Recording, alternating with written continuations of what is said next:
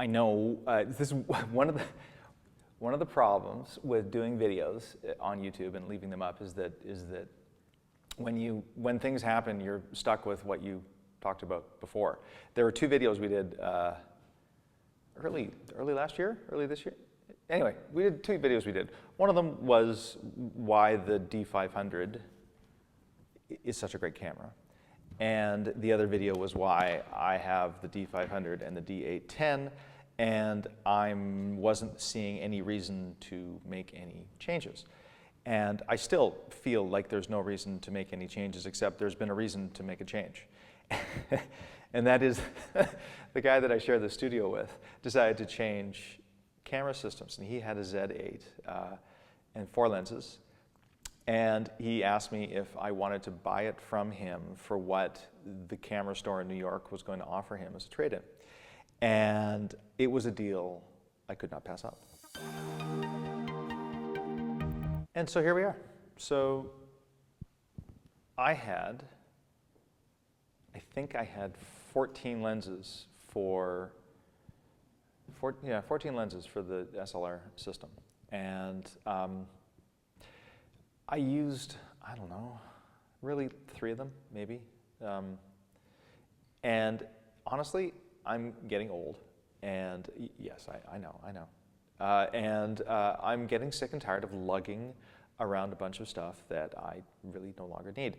So this is a few lenses, but so we have the Z8, which I am not really a big fan of just having one body. I think I'll probably get the ZF as a backup, which I think would be a good complement to that camera. But for the time being, I'm just going to go with the Z8. I've got the 24-70 2.8.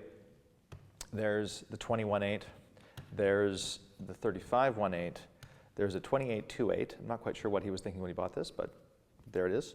It's all part of the deal. And then I'm keeping my 58 1.4 and my 105 2.8 macro as for my SLR, and I'll just use them with the adapter. And I really like the 58. I'm really used to it. I really love how it renders and how it feels. And the Z system doesn't have anything like this, so I'm going to stay with it. But I actually don't think I'll be using the 28 very much at all. And the 20 will come in from time to time. I think in all likelihood, the 24-70 and the 58 are going to be 99% of the photos I take with this camera. And I'm actually honestly looking forward to going from 14 lenses to 6 lenses. And I'm also looking forward to just trying to simplify a few things, because I had 20, 24, 28, 35, 50, 58, the 105, I had a couple of zooms, I had the 70 Sigma, which was an amazing lens, and I would keep it, except of course it doesn't actually work with the new adapters. But the other thing actually that's really interesting, I'm shooting this video on a 24 2.8 AIS lens, and I understand that you can actually put all the old Nikon glass via the FTZ adapter on the new Nikon cameras. And so I guess it may well be that I'll have another dozen lenses or 8 lenses or whatever I have of the AI and the non-AI glass in my camera bag. But for the time being, I'm just going to go with these 6.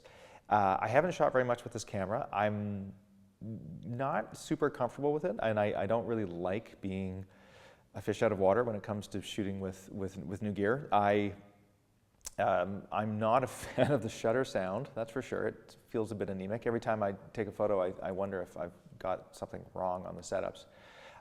But I am a real fan of the, I'm a real fan of the setup because it looks just like my old cameras. And I also, it's new technology, which I guess is not necessarily, not in and of itself a good thing, but it's nice to be able to actually see the photographs that I take in the viewfinder so that I can actually see them without using my glasses.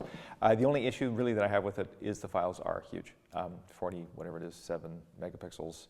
103 megabyte RGB TIFFs in Photoshop is a bit of a, it's a lot. And yes, I've got a fast computer, and yes, I've got lots of hard drives and all that kind of stuff, but one of the major arguments that I made with the D500, which I continue to make, is it is only 20 megapixels, and the ZF is 24 megapixels, and I'm quite confident that that is going to be a real benefit to me when I buy that camera, because I really, there's a lot of stuff where I just don't need gigabyte after gigabyte of data, and it's just painful. So So anyway, so I'm looking forward to that camera. I'll let you know when I buy that. But for the meantime, this has fallen in my lap, and I'm actually quite excited.